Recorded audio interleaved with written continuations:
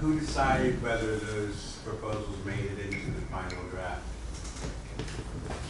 Well, so it's ultimately the National Assembly that makes the decision as to how. It's not just whether it makes it into the final draft, but how do you merge these changes, because like there are 750,000 actual comments. I mean, if you take the raw information that came out of these meetings, you got 250,000 proposals or wording changes.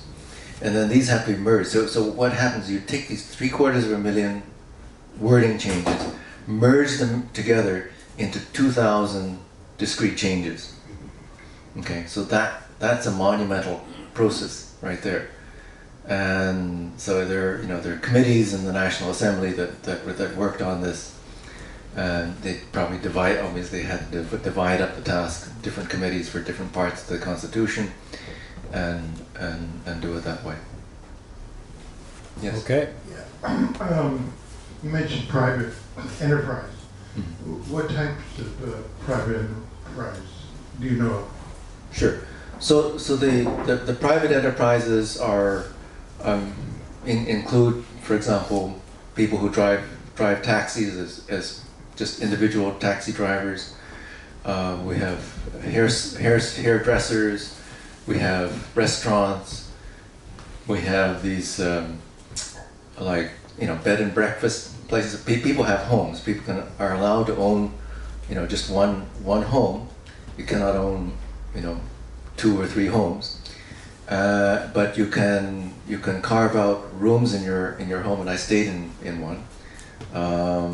And you can rent these rooms out to tourists, to anyone who's visiting that locality. And so these are all private businesses, and little shops, service shops, or anything that's a small scale enterprise, selling stuff on the streets or from the front of your home. So all of these are allowed private ownership enterprises. Roger? Thank you for the presentation on the detail on the electoral system. I've always been very favorable to the Cuban Revolution, but I was somewhat critical at first about their internal democratic processes. And I reasoned that they're under siege by the world superpower, and that they still govern in the interest of the people, but the internal processes were kind of lacking until I did detailed studies like you did. And I now would say that Cuba probably has, in my opinion, the most democratic system in the world. And very briefly, I wanted to maybe say some overview statements about that. For one thing, they've taken money out of elections. And that's a very difficult thing, to still have participation but not have money. And we can go into that maybe, and you might want to comment about that, how they take money out. It does not cost money to run for office, and it takes that out of the equation. 2, and I'm sure you mentioned that, I think it was very much, is this consultative process. Extremely interesting. So the Constitution reflects the economic guidelines which previously were passed by people by referendum. That was a 4-year process where they took these economic reforms, brought it to the people, and then people made comments. They took those comments, revised it, brought it back to the people. That happened 5 times. Could you imagine if when we had the bailout of Wall Street, if they said, "Whoa, let's make this process. Let's decide to have the people consulted, and then we'll come back and redo them." Oh, yeah. So these are extremely important changes. And the third thing that I think is really interesting about the Cuban democracy is that they're the first ones to admit that they have not figured it out. that it is a process that they're working on to deepen the democratic process. Very different from here in the United States, where we assume that a bunch of slave-owning guys 200 years ago had it all figured out. Thank you. Yeah. No, thank you, Roger. Those are Very good, thank you. excellent comments.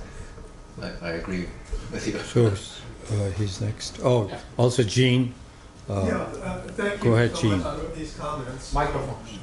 When I was in Cuba In 1998, for the 150th anniversary of the Communist Manifesto, we had some discussions, and one question people asked was, well, how can you have democracy in Cuba when you only have one political party? Right.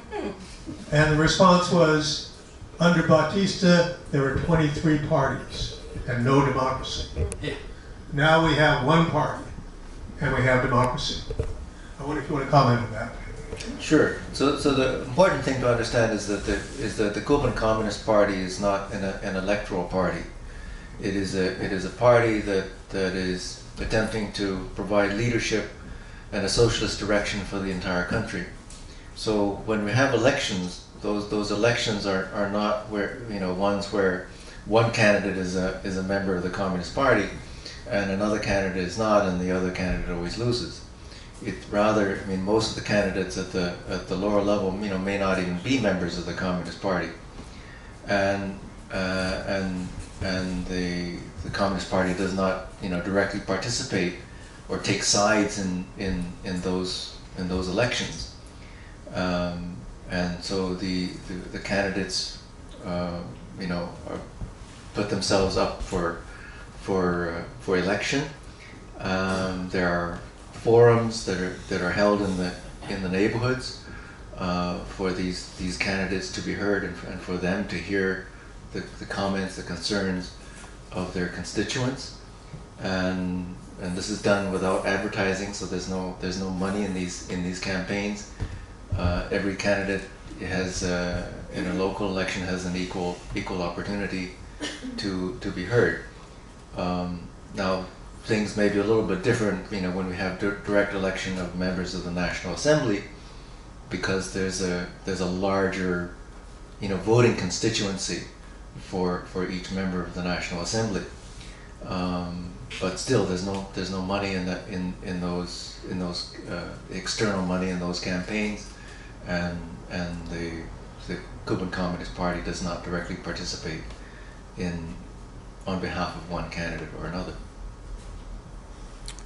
Okay, so you go ahead. Back to the New York Times for a second.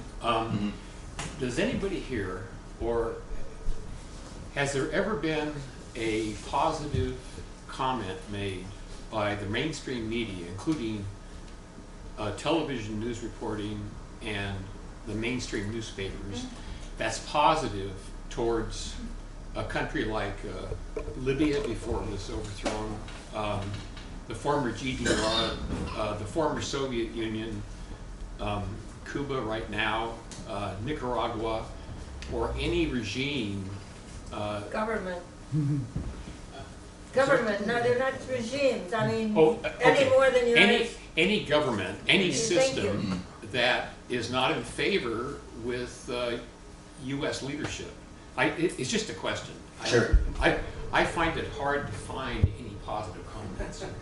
Okay, so two things. So one is that there is the language of bias, right? Because this notion that whenever there's a reference to the government in Venezuela, the government in Iran, the government in North Korea, it's called a regime. Whenever we talk about the government in the White House, it's always the government or the administration. You never hear about the Trump regime, right? So there's the language of bias.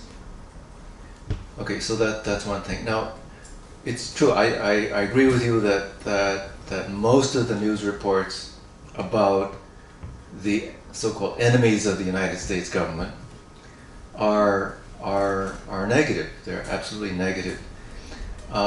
In the case of Cuba, there are some positive ones. I mean, if you look back in recent history, you will see some articles that do talk positively about the Cuba sending doctors all over the world, because there's no other story that you can tell about that, right? Unless you twist it through a, and I mean, the interesting thing is that That's invasion by Cuba into Yeah. foreign countries. Yeah, I mean, there's this story that really originated from the Trump administration, that there are 15,000 Cuban security advisors in Venezuela. Okay, and there are no such security advisors. There are 15,000 doctors in Venezuela that are Cuban. So that is something that, you know, but this illustrates a problem, that the administration says something, the press picks it up as if it's gospel, without you know, questioning this premise that you know, that there are Cuban security people in Venezuela. Okay, who's next? Norma. Hi. Well, it's Is this wonderful. on? I'm sorry. I thought it was I could talk about it. on. No, it's good. I know. Yeah, thanks all the time. You know, democracy in Cuba is a wonderful thing for us to understand, and it progresses development of socialism. That's what we're all about, etc. The idea of the groups that were reported as meeting farmers and so forth. You know which picture I'm talking about? Oh, you mean the meetings Yeah. among farmers? Yeah. And they were talking about children was a group, you know, high school people and so forth. I want everybody to be able to vote that has an opinion. I want a 4-year-old, if they want to say something, and especially when they get talked with their convert, you know, what they should have, this is, you know, children do that. So that's my objective ultimately, is to acknowledge anybody that wants to participate, and everybody should be encouraged. That's my whole idea of what education is supposed to be. Do you know what the no votes were for? Do you have any impression about one or another no vote in the whole effort? Were they consequential to be considered by the mass of people, or was it just angry dissension? And well, this whole idea that this has been progressing through Cuba all the time. When it was, you said something about this, and I wasn't sure, because I've been talking about local councils, you know, block by block practically, people meeting and selecting representatives out of so forth and so on, all the way through to the central government. And you're saying that's what they decided not to continue doing? Is that? Okay, so let me take the second one. So so now we have the direct election of members of the National Assembly. Okay. Okay. Okay. So and this has been going on. This is not new with this constitution. So but this is a development that I mean it didn't start out that way right after the revolution. So what I see this is part of a trend in Cuba to democratize. That, you know, when they see that things can be made more democratic, can be made more relevant to the grassroots voters, then they will move in that direction. And the thing is, it's this, while you're showing this event, this election, things have been going on in a discursive manner for 50 years or whatever the revolution has been. It's not that this is the first time that there's been a democratic process about it. No, this has been going on. I mean, I think that the sheer number of meetings, this is unprecedented, to have 133,000 meetings, and so. But the point is that if the democracy is increasing, if the participation, the opportunities for participation in that process are increasing, that's all for for good.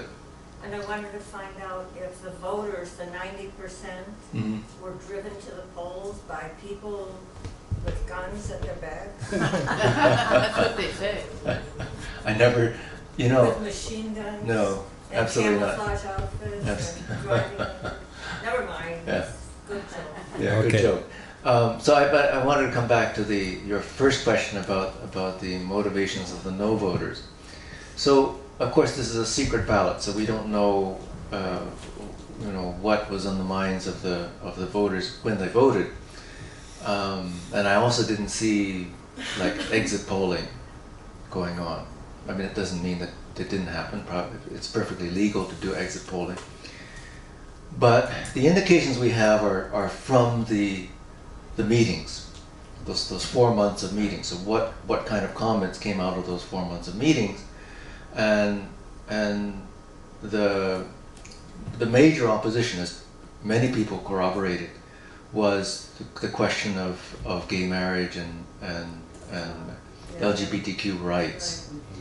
And so we have to remember, Cuba is a Latin society. It's the people who still hold a religious affiliation are mostly Catholic, and so there's going to be that residual of opposition. Not just Catholic, of course. It's across the churches. There's going to be this residual of opposition to accepting something new. Yeah. That's how liberating the gender struggle is for all of us. Mm-hmm. Norma, let me see if others are there, then come back to you. How about that? So, who's next? Tony, you got? Tony? Yeah. I don't know if I need this. I was just going to ask you about following up the question about the changes in the Constitution. New in the current Constitution that legitimizes private property or expands the legitimacy of private property? Yes. So, as I said, this is the first concept, because the 1976 Constitution does not say, well, it doesn't say much about private property. I'm specifically talking about the private ownership of the means of production. And whereas this Constitution does, it's delineated as a specific category, and there are specific provisions, there which enable it. I think but it's not in the Constitution. The limitations on size, I think those would be in law. So the National Assembly could change the law to change the limits on size and sectors of where private enterprises would be allowed. I mean, not just private enterprises, but cooperative enterprises. Could that be interpreted as a foot in the door? If you want to think of it that way, I mean, it is a foot in the door, but it's there's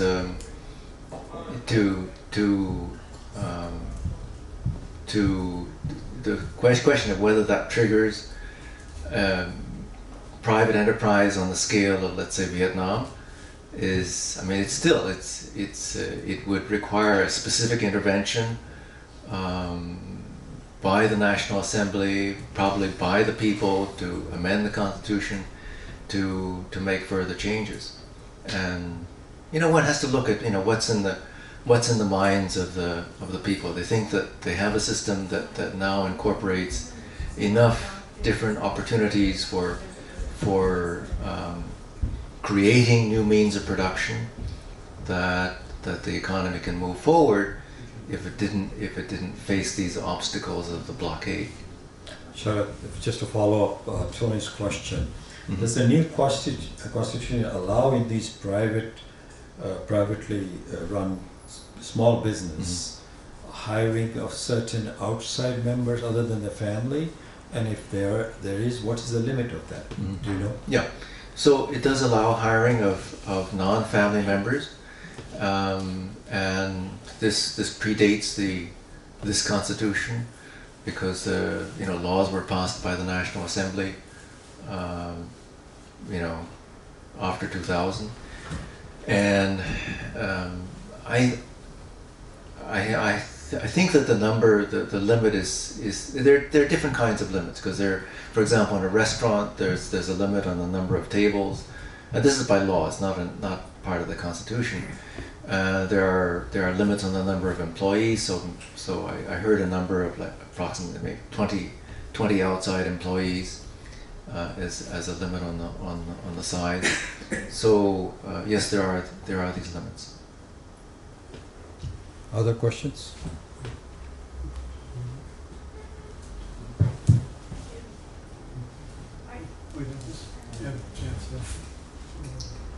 We have all the answers. Roger.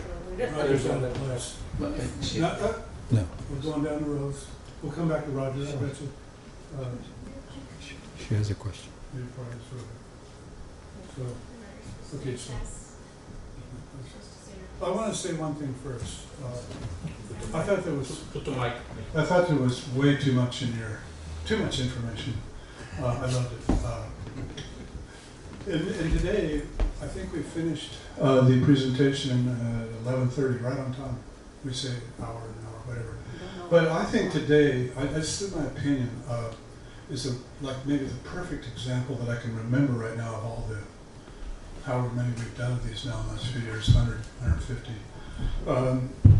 where it would be something to think about. Well, first of all, I think the immediate solution we've done before would be 3 to 5 cards for questions. My problem is I'm not an academic. I'm not writing notes all during your talk. I'm just trying to listen and absorb it and really feel it and think about it. And if I was better, I would write down every question I have about every point in your very educating slideshow. Very well done points, very clear. I really loved it. So I don't really mean this for myself. I got what I need pretty much. I'll forget a lot of it.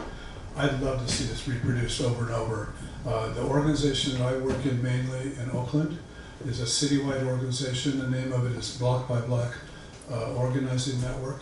We named it that way on purpose in 2010, and I told everybody when I joined the organization, the reason I'm joining this organization, and the reason I like the name of the organization, is because I think of Cuba every time I see the name, and that's how we should try to organize ourselves, even under bourgeois democracy, so that if we ever get a chance to have even the preview of a big change, we'd be somewhat prepared to deal with each other on the neighborhood level and go out and express our opinions in a organized way, in a reasonable, rational way, and not just pissed off and angry about everything we've lived through for the last few hundred years. So anyway, I'm just saying I could actually use the slideshow with you or somebody that could do it as well as you do. Good luck to present this in my precinct.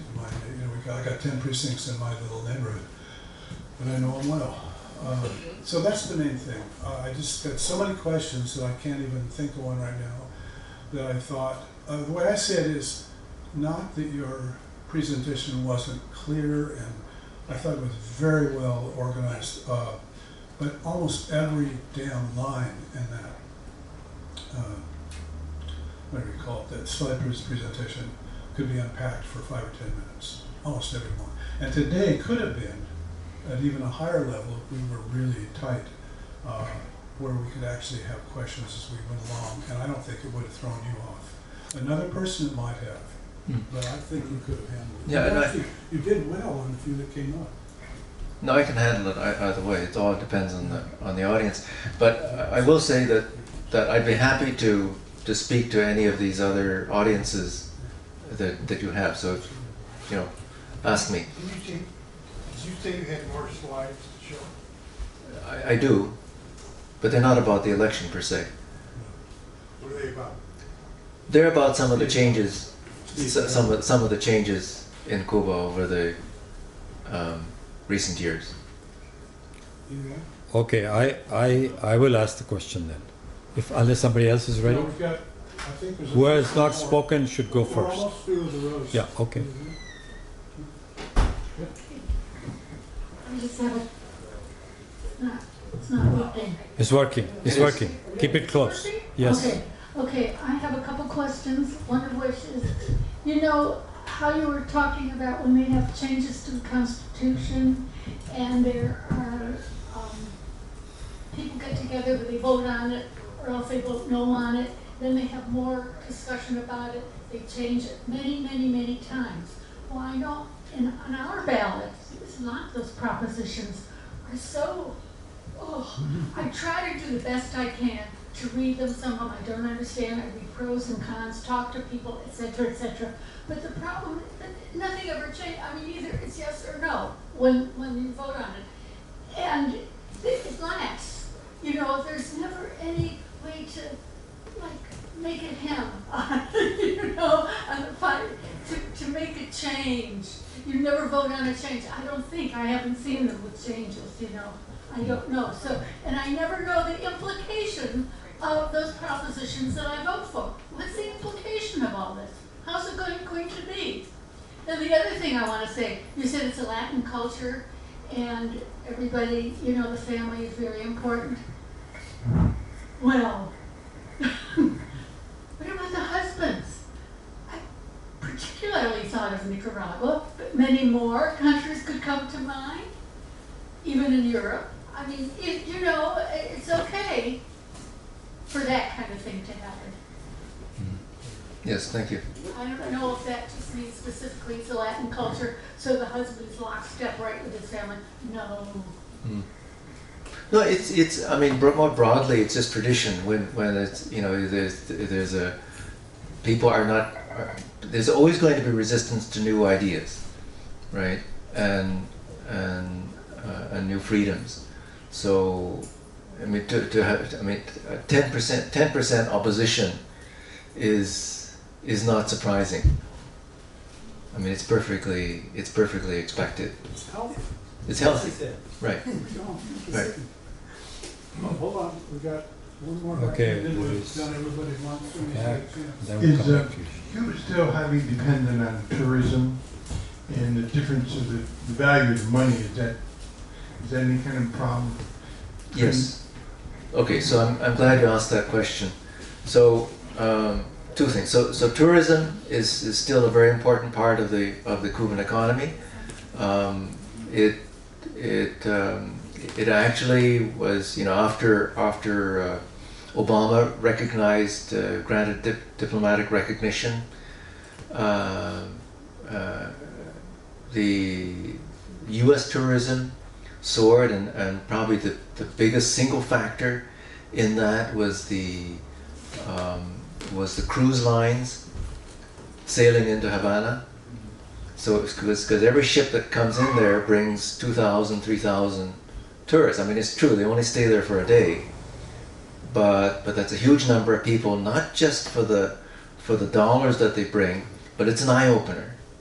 It's an eye-opener because there's 2,000 or 3,000 Americans who get to see Havana, at least for the first time, and see that it's not what, you know, our media say it is.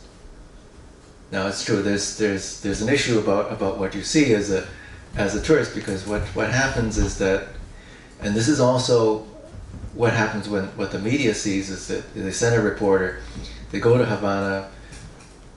The places that they're likely to see are in the center, right? So you've got Habana Vieja, which is the historic part. It was a few years ago. It was a lot of the buildings were still in this crumbling state. Now there's a lot of renovation, but the section that's right next to Habana Vieja is Centro Havana. Now, Centro Havana is the second oldest section in Havana City, and it is not undergoing the kind of renovation that Havana Vieja is undergoing. That is the part that faces the Malecón. Every time there's a hurricane, it wipes out the buildings on the Malecón, and those buildings look terrible.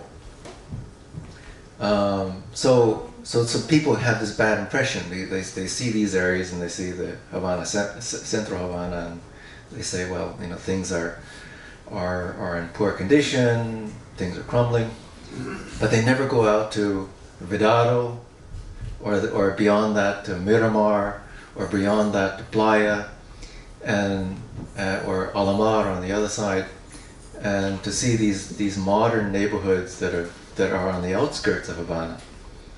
But anyway, so that's kind of a long answer to that. But yes, tourism is important, and it reached a peak. So after Obama recognized it to 2015, 2016, 2017, these were peak years for tourism, and the new restrictions by the Trump regime are going to have a very adverse impact, because the cruise sailings by U.S. companies is going to stop. Some of the categories for travel to Cuba for U.S. citizens have been removed.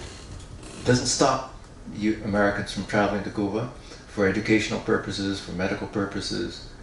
You can still do that, but a lot of people are going to hesitate. The travel agencies are going to pull back. About the dual currency system. Okay, I guess I want to give some time for other people to ask questions. So I'll just say this about the dual currency system. It's a problem because it has contradictions. So if you go to a museum, let's say something that's owned by the state, if you're a Cuban citizen, you will pay, let's say the admission to the museum is 2 pesos. So for a Cuban, they'll pay in Cuban pesos, the moneda nacional. If you're a foreign tourist, you will pay in pesos convertibles, cooks. And the ratio of, and it's 2, so 2 versus 2. But the ratio of the value ratio is 24 to 1. So you're paying 24 times as much as the Cuban. But if you go into the private sector, everybody pays the same. So if you go to a luxury restaurant, you have to pay in, even if you're Cuban, you have to pay in cooks. So there's a lot of contradictions in that kind of an economic system. One of the reasons why they had to implement it was that it was a way of preventing a black market in currency, because the Cuban peso has a certain value, that is based upon what kinds of goods and services it will purchase. But world capitalist markets deliberately devalue any currency, the currency of any country that is not fully open to world capitalist markets, to investment. And so what you see in Venezuela now is partly due to world capitalist markets saying, this is a bad country, you're doing bad things, so we're just going to collapse your currency. So Sharat, Gigi, you go ahead. Yeah. Yeah, I was there last summer, and there was just a couple things I think people ought to hear about. One thing is they have wiped out illiteracy. Everybody can read and write, even old people. Really good. Haven't wiped that out in California, have they? Anyway, that's one thing. Another thing is that when they have several hurricanes, and we were talking about them when we were back in the last couple of years, hurricanes, whatever, things that wipe out all these areas of people's homes. But immediately the government steps in and gives them all a place to live. If it's not helping them like get to the relatives or getting them on any kind of place where there's still housing, they get them all a place to live. So people like that, they're not out on the street dying. Do they have insurance to cover it? You don't need it. The insurance is the government. But here's one thing that's interesting. We stayed in a really big hotel. At least you not interrupt. We stayed in a really big hotel, we went to the northern half of Cuba, which included what you're talking about. Havana. Havana, right, sorry. And but there was it wasn't in Havana, but it was somewhere there. We stayed in a big hotel, and we found out a lot of these are owned by capitalists. Never left, and they're very rich. But the government told them so much of it, I think it's half, has to go to Cuba, or they're out of there. And some of them said, no, we want it all, so they kicked them out. So there are some really fancy that are still owned by outsiders. They aren't owned by the people. But, you know, I thought that was an interesting thing. Yeah. Okay, I just wanted to say one thing. Yeah, go Some ahead. of those fancy things are owned by Spain, by the Okay. way. I want- Spain has built a lot of them. But I also wanted to say another thing. The last time I was in Cuba, well, it's been 3 years now, but I had gone many, many times to Pastors for Peace, you know, bringing, you know, running across the border, all kinds of